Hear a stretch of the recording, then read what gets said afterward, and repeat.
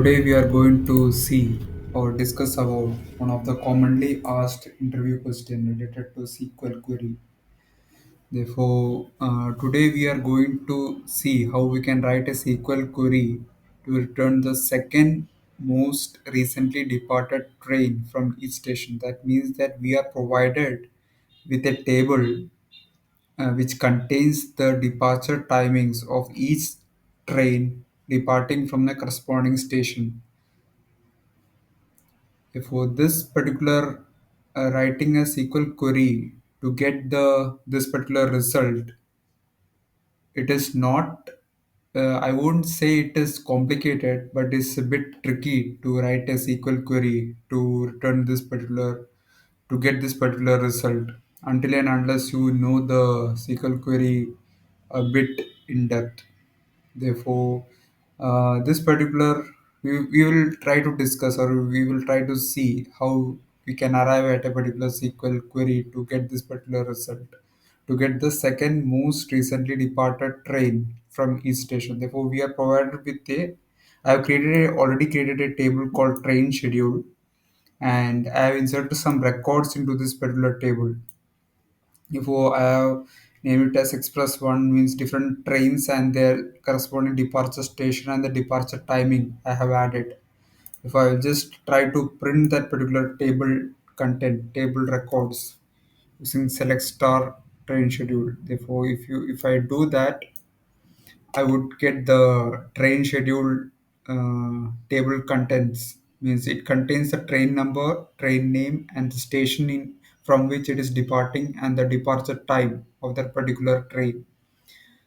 So that's the data which is given to us, and we are trying to write a particular query to get the second most recently departed train from each station. In per station, we have to return a result. That's what the intention is. Therefore, this is the start of our solution. So we are trying to create a temporary table with new table as clause using this particular clause with new table as. This is the internal query that we are trying to pass. Select star and row number. We are trying to add one more column called row number, where the row number is calculated over partition by station. That means we are trying to split this particular entire table, partition this particular entire table by station name, partition by station, and each particular partition will be ordered by departure type. Means that in additional column called row number is calculated over the partition by the station name and order, and each partition will be ordered by the departure time in the descending order, and we will name that particular column as row number. That is the first additional column that we need to arrive at our particular result. And next, one more column we are trying to add is a count column, where the count is calculated over the same partition by station order by departure time descending. But here the intention is to get the number of trains departing from a particular station. That is the intention of this particular count uh, column.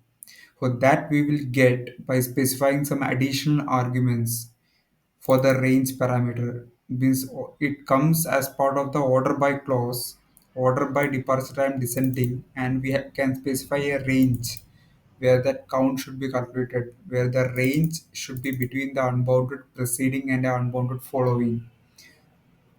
By default, if you specify just order by departure time descending, the range by default will be between unbounded preceding and the current row. That means that the if you do like that, if you don't specify any range, then that count will be equal to the row number. The count record number will be equal to the row number. Let's try to print this particular new table. I will just try to print this only thing, then we will get to know. Now the row number that we have added newly is the row number for each of the partitions 1, 2, 3 for the station 1. For the station 2 will be 1 and 2 and 3. And for station 3 it will be 1, for station 4 it will be 1. Therefore, there are essentially 4 partitions. One first partition, second partition, third and the fourth partition.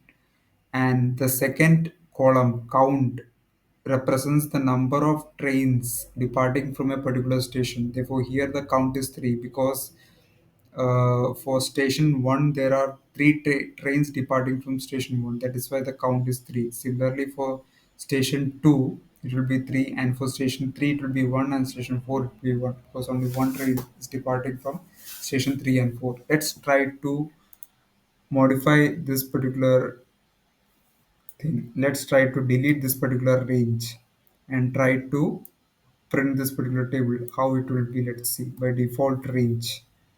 So if you don't specify a range, you can see that the row number will be equal to the count will be equal to the row number, because by default the range is between unbounded preceding and the current row. Therefore, if we are at this row, then the count partition count will be 1. If you are at this row, the partition count will be 2, because there are two records on top of this particular record. Therefore, if we are at 3, then there are two records above 3. Therefore, that's how the count is calculated. Therefore, we have to actually specify this range to get the correct uh, result. For we will rely on this particular row number and the count to get our desired result. For our desired result will be, for each of the partition we have to actually return, since it is this particular all the partitions are ordered by descending, which means that the recently recently departed train will be the first record in that particular partition, and the second most recently departed train will be the second record. Therefore, we have to see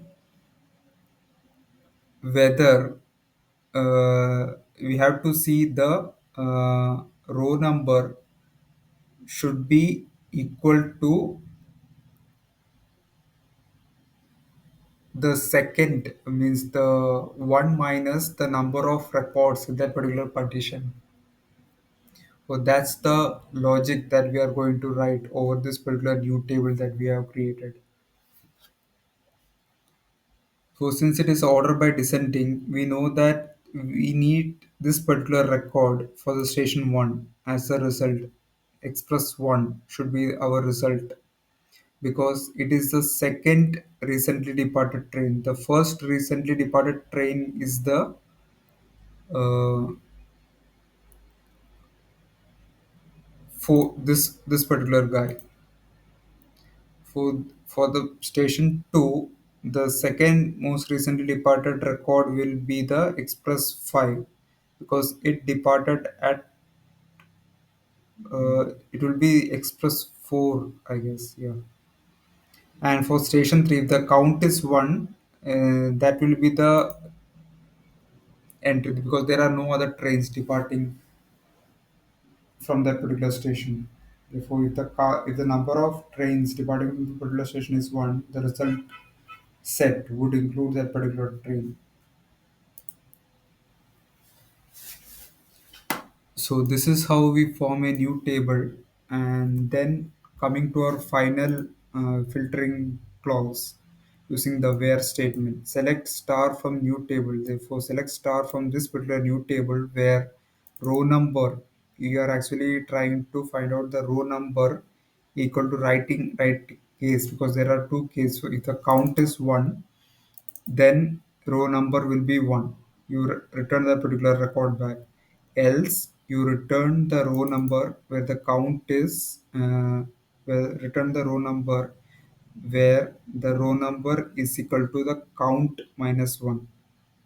Means here 3 minus 1, 2. Therefore, here in this case, it will be 2. And here also it will be 2. who, since it is ordered by descending, we know the second recently departed, first recently departed train will be the first record. The second recently departed train will be the second record. So that's how the logic comes. The row number will be equal to the number of records in a particular partition minus one. That's the logic that we are writing at the end, where clause. So if we run the entire thing, we'll get the desired result. Yeah, this is our desired result. 1, 2, 3, the train number, train name, station, departure time, and the row number and count. If you don't want this particular row number and count to be present in the final result, then we can actually selectively do a select query. Select train number, train name, station, departure time. Yeah, that's it. So when we do this particular guy, we will get the desired result. So we have to actually, along with this particular guy, we have to do. So yeah, therefore we will define a new table and we will just filter out only the columns which are given to us. So that's how we arrive at the final result. Express 1, Express 5, and Express 7, and Express 8. This is the second most recently departed train from each station. So that's how this particular query is formed. The important thing here is to specify this particular range. Means in the order by clause, there is a range clause we can include where we can specify a particular range between unbounded preceding and unbounded following. Then only we will get the total count in that particular partition. So that's the important point to remember while writing this particular query statement. So that's it for today's video. And if you, I will just pin in the comment section. I will pin a blog post related to this particular uh, how this particular query statement is arrived at. I will pin it in the comment section. Please go through it. And if you like this video, do share it with your friends and do subscribe to the channel if you want to get updates on this particular videos. So thank you for